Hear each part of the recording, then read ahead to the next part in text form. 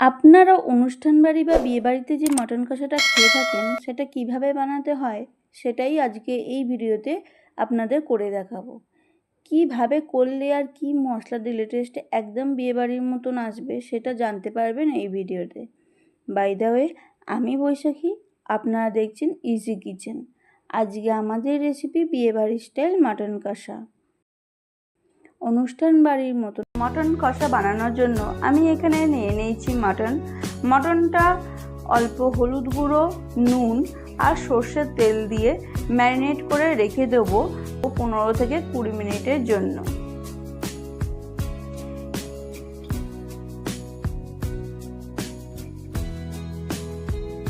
এবার মটনটা বানানোর জন্য আমি এখানে কড়া নিয়েছি। কড়া গরম হয়ে গেলে দিয়ে দিতে হবে সর্ষের তেল। এবার তেলটা গরম হয়ে গেলে দিয়ে দিতে হবে পেঁয়াজটা আমি একদম পাতলা পাতলা করে কুচিয়ে নিয়েছি। পেঁয়াজটা ভালো করে ভেজে নিতে হবে যতক্ষণ না লাল লাল হয়ে আসছে। পেঁয়াজটা দেখছেন অনেকটাই ভাজা হয়ে গেছে, কালারটাও চেঞ্জ হয়ে গেছে। আর একটু লাল করে ভেজে নেব। পেঁয়াজটা একটু লাল করে ভাজলে কালারটা ভালো আসবে মটনের।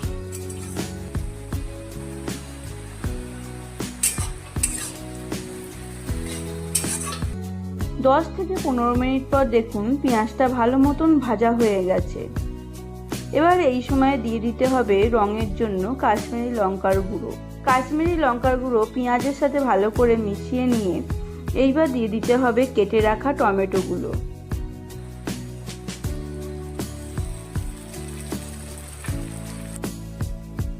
টমেটো পেঁয়াজের সাথে ভেজে নিতে হবে। ততক্ষণ ভাজতে হবে যতক্ষণ না টমেটো থেকে কাঁচা গন্ধ চলে যাচ্ছে।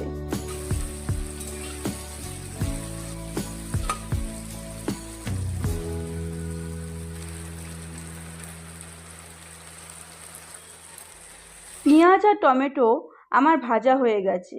এই সময় দিয়ে দিতে হবে আদা, রসুন আর কাঁচা লঙ্কার পেস্ট। খাসির মাংসে রসুন যতটা দেবেন তার থেকে আদার ভাগ বেশি দেবেন।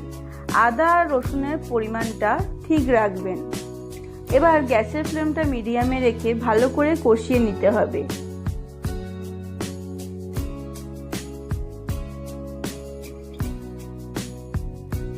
এই আদা রসুনের কাঁচা গন্ধটা যতক্ষণ না যাচ্ছে ততক্ষণ কষিয়ে নিতে হবে। এটাকে 2 থেকে 3 মিনিট কষিয়ে নিতে হবে। লো ফ্লেমে মশলাটা রান্না হতে থাক, ততক্ষণ আমি আপনাদের মাংসের জন্য একটা মশলা বানিয়ে দেখাচ্ছি।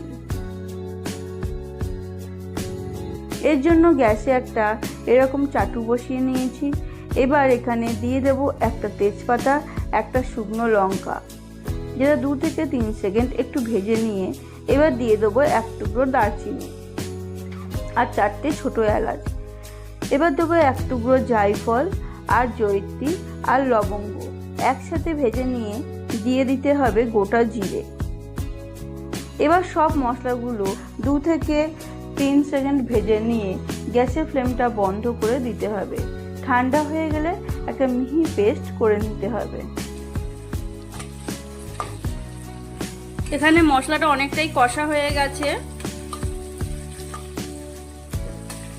কাঁচা গন্ধটাও ছেড়ে দিয়েছে। এবার এখানে দিয়ে দেবো কিছু গুঁড়ো মশলা। দিয়ে দিলাম 1/2 চামচ হলুদ গুঁড়ো।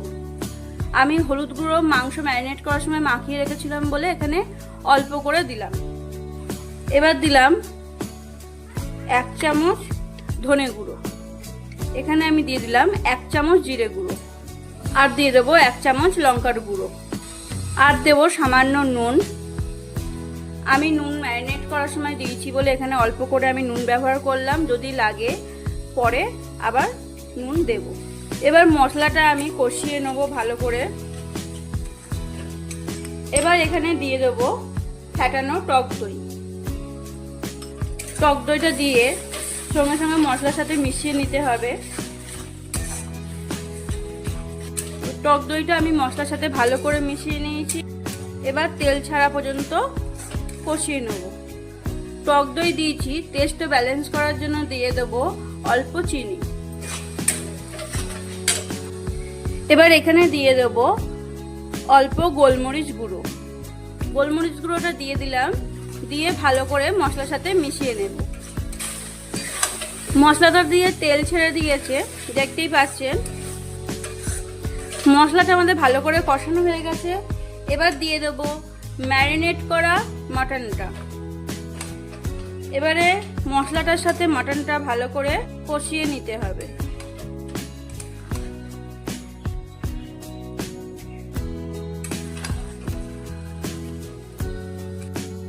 ভালো করে কষানো হয়ে গেলে গ্যাসের ফ্লেমটা লোতে রেখে 8 থেকে 10 মিনিটের জন্য রান্না করে নিতে হবে।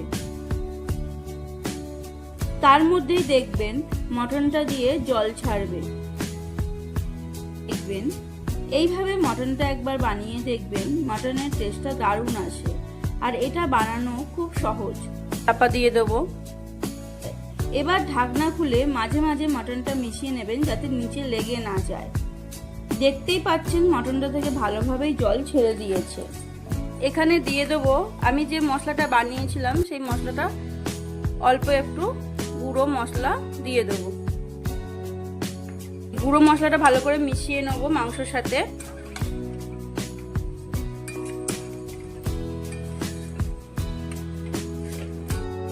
এই সময় মটনটা সেদ্ধ করার জন্য দিয়ে দিতে হবে পরিমাণ মতন গরম জল। আমি মটনটা যেহেতু পুরোটাই কড়াতে করব, তাই জলটা একটু বেশি পরিমাণে দিলাম। আপনারা যদি প্রেসার কুকারে করেন সেক্ষেত্রে জলের পরিমাণটা কম দেবেন। এবার এটাকে ঢাকা দিয়ে সেদ্ধ করে নেব। কত সুন্দর কালারটা এসছে। 1 ঘন্টার জন্য ঢাকা দিয়ে সেদ্ধ করে নিতে হবে। এই সময় গ্যাসের ফ্লেমটা লো টু মিডিয়ামে রাখবেন। এবার দেখুন 45 মিনিট পর আপনাদের ঢাকনাটা খুলে দেখাচ্ছি। গ্রেভিটা অনেকটাই কমে গেছে আর মটনটাও অনেকটা সেদ্ধ হয়ে গেছে। এবার মটনটা আরও একবার ভালো করে মিশিয়ে নিন।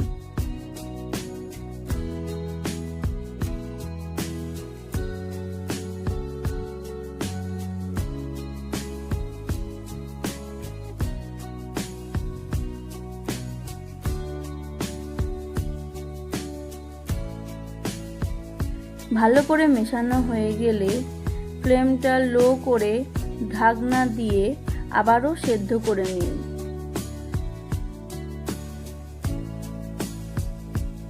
ফাইনালি 1 ঘন্টা পর দেখুন মটনটা পুরো রেডি। কালার আর টেক্সচারটা দেখেই বুঝতে পারছেন যে একদম মটনটা বিয়ে বাড়ির মতন হয়েছে।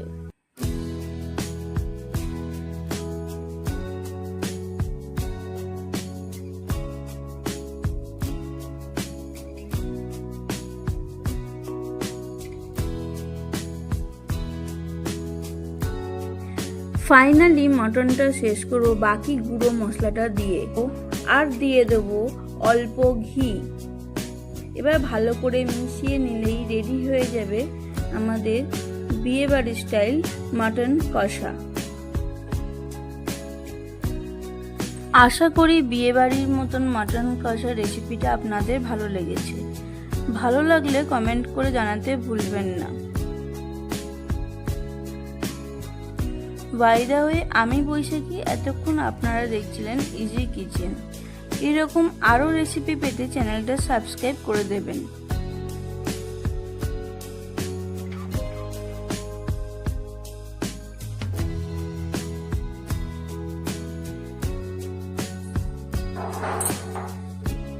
দেখা হচ্ছে আরও একটা নতুন ভিডিওতে। আপনারা সুস্থ থাকবেন, ভালো থাকবেন।